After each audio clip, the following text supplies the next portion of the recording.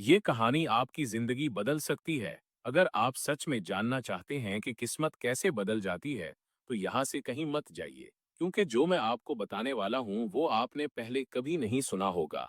सूरज अभी आगा भी नहीं था कि हकीम की आंख खुल गई। वो हर रोज की तरह अपनी छोटी सी झोंपड़ी से बाहर निकला।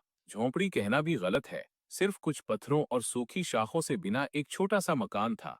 हकीम एक अच्छा ताजर था। वो दूर दूर के कबीलों से नमक, शहद और सुर्ख पत्थरों का तिजारत करता था। इसकी एक प्यारी बीवी थी माइनस जोहरा माइनस, और दो नन्हे बच्चे थे अहमद और फातिमा। इस दिन सुबह हकीम अपने साथ कुछ आदमी लेकर पहाड़ों में नमक की खुदाई के लिए गया था। वो सोचा भी नहीं था कि जब वापस आएगा तो उसकी पूरी दुनिया ही बदल चुकी होगी।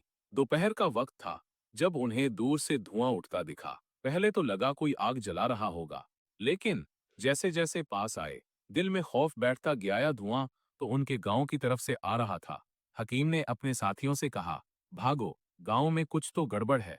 जब वो पहुंचे तो मंजर देखकर हकीम के होश उड़ गए। पूरा गांव जल रहा था। औरतें बच्चे चला रहे थे। हर तरफ लाशें फैली हुई थीं। डाकुओं का हमला हुआ था और वो सब कुछ लौट कर ले गए थे।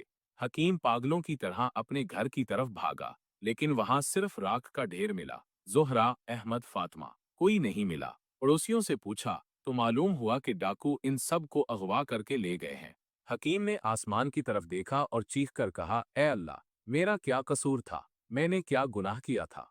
रात का अंधेरा था। हकीम अपने जले हुए घर की राख में बैठा था। आंखों से आंसू खुश्क हो चुके थे, लेकिन दिल में दुख का तूफान बरपा था।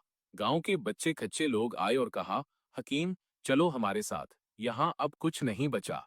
लेकिन हकीम ने इनकार कर दिया। वो कहाँ जाता, क्या करता? इसकी तो पूरी जिंदगी यही थी। अगले दिन से हकीम